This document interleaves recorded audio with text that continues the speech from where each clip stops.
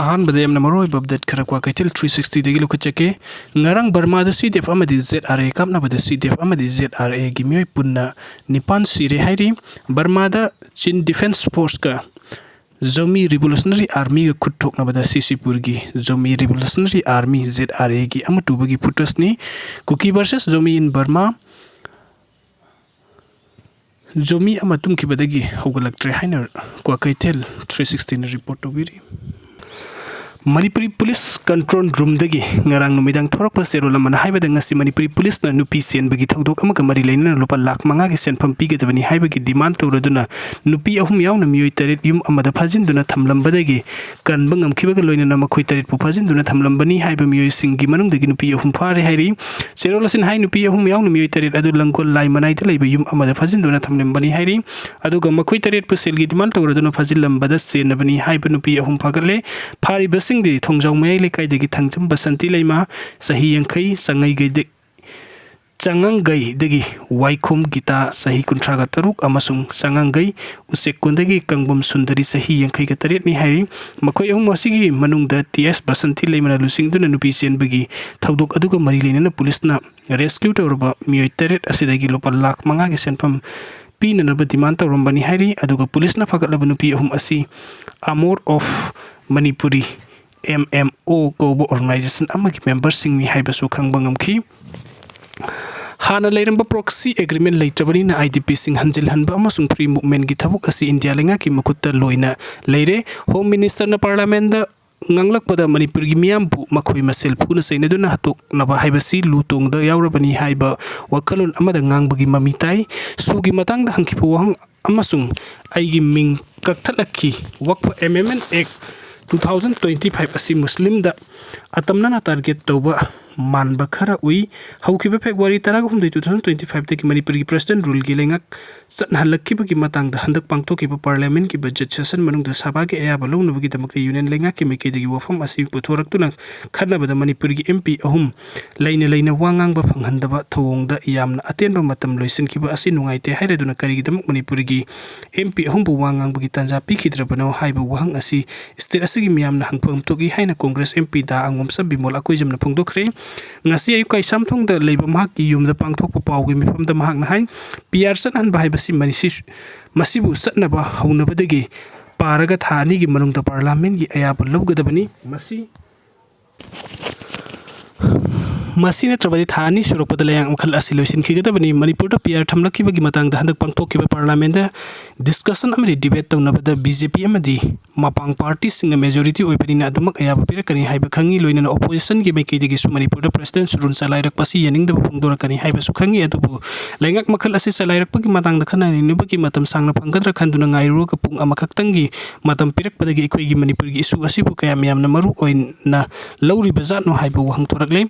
Manipur PR thambagi wafam masi parliament nungai matung pung anida puthorak pada natana khannabagi damakta susum natagi pung amakaktang oiki maram asin aten ma matam masi opposition party sing yenthoknarak pa amasung magi matam khaidoknarak pada mahak masamak amadi outer gi MP Alfred Kangam leina isagi Manipur gi matang da khannabada wangang bagi matam phangan khide hairi wafam masi Raja Sabha da amuk puthorak pa matam da su MP lesem basana jaw su wangang ba phangkhite asuk chawkhra lebak asigi parliament da Manipur gi MP ahum leirba su state asigi maram da khannarak pada MP ama phaw wangang ba phangan khide ba PR sat na lakpa amadi wafam asi puthorak pada atubu matam da loisin ki bahai basi afaba khongthang la hangladuna masigi wahan thok kari no haibasi miyam no wahang oina hangpam thok I haiki mahakna makata na parliament da home minister nang pada su loilam sanduk pa singi midyang da yengbagum hana suna bahai basi na khoi gidi adum thokpa lainani masida na khoi khunai du gi lainani handak thork libasi khaknate na khoi masen phuna chaina bhatok na bahai basi dina khoi gi lutong da yawroba haibagi wakhalon da ngangbagi mamita ki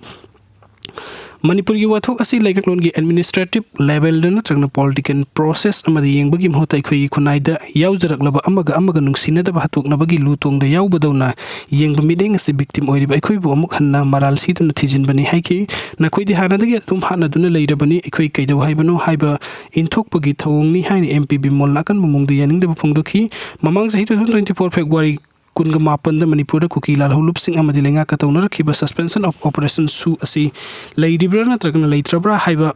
miyam da khangan da samam naduna thamlakliba sig matang da asing wa makhangduk na handak loisin khiba budget session adu da star question ama hangna ba thajin ki thajilakpa question sing lottery tawraga MP gi kungi maming sing khangat pada ayak serial number tara turuk subada yawrak tun wahang asigi paukhum home minister masada gi phanglagani amadi mari leinaba supplementary question sing chu hangba phanglagani haina harau ki adubu business ki list ta hangada ba question sing thadurak pada ayak question amadi ayak ki ming lauthurak piki haina su pawmi sing da phungdoki thawong asi MP amagi hak matpani haidba star question adu su khaktang hanglabadi sensitive oigani haina namsin khigadra khanbadigi India gi awang nongpokta lenga ka ku ek pinariba leiba khulai paiba group kaya lei state sing gi oiba akupa marul sing renew tawkhiba leirabadi karam matamda masung karamba group ka tawkhibano haina wahang hangkhibani masigi pawkhum pirakpada Manipur gi amadi su gi matang asisu mayek sengna khanglagani haina thajurupni adu wahang adu lauthok hauki haidi Manipur gi miyam na thagat kiba MP na asukui na samam na duna liba sugi matang da question ama hangbada kadigi kaktat libano haibadu Manipur gi miyam na sunay na pamthugi question ama di MP oizariba aigi ming kaktalak padagi khudakta Lok Sabha gi secretary general da se iki loina na speaker da su aiba se anirak pisan ki loina na isamak na su anirak unaduna thawong asi house ki dignity sokpa thabukni haina nungaiti haibna singbu wafam phongduklamki ain ikiba terror sing adugi pawkhum ngarang han speaker na tharak padik matung international security gi marilin bo hangni haina lauthokpani khumlaki adubu thawung asi maram sade haireduna khudam oina NSN IM ga khuyek pinare numit adu da renew tawre haibasi pause sing du phongduna leiribani haina supen da phongdoki MPB mol makhata na hai India gi oina leiriba Wetlands Conservation and Management Rules 2017 gi makhada state stretching gi oina wetland oina notify tawrabo water body gi matang da hangbadasu Manipur gi de amata notify tawramdre haiki Manipur da lokta kan gadabani lamphel pat kan gadabani amasung yaral pat kan gadabani hairabasu wetlands sing oina amata notify tawramdabana commercial oiba thabuk amadi tourism gi mingda loina semdok saduk lamba pat sing asi nongma gi mangsilak na ba majak oire haiki kari no sajan ba yana ba haiduna loktak pat nongma gi pixilak labasu official document da sentra phaw loktak ki saruk na te haidakle lengak na thamoi sing na pat sing asi kan gi haibadi wetland oina notify tawduna masagi boundary asi phaw bani haiduna thamduna rule gi matung ina commercial activity thingjintuna tawphum thuk i haiki amarom de work for amendment act 2025 asi muslim na atamna target tawba man ba khara ui pali belenga ki pandam asi reform gi mahuta muslim gi property lawsin na mawung da target tawba mali ngasi di muslim ka target tawramba ya tu mathang da christian na tagna atopa lining da tawro lo haiba ngamde loina na parliament gi mipum loikhra matung da national herald gi matang da amuk tawrok libasi congress na party amasung party asi gi losing ba Sonia Gandhi amadi Rahul Gandhi bo lana uhna ba sathar pathabuk ni haiki Pawgi mifams da pawmi sing na hangbu hangi pawkhum da MPB mol na hai ai haki miting makhada IDP singi punsi mahing amadi makhoi masagi baram da hanjil hanabagi recommendation kaya tawnaba seb ki ba committee ki report mathang thagi ahan bachayul da soidana leiragani haiba thajaba leire IDP sing na mayum da hanjin troba fawba Manipur gi issue asi santainare loisilare haiba sugya yaro haiki Manipur sana hakliba PR manung sita ikhoigi mitta hojik wathok asi loibadawna khalhan ge tawba kumhai hara tawnarakpa normalization tawrakpa oin ure ing tappa purakpani hojik free movement leitribana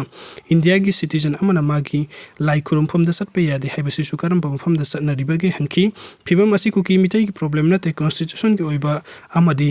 governments ki oiba isuni free movement yadribasi su kuki naga natrokana mitai kuki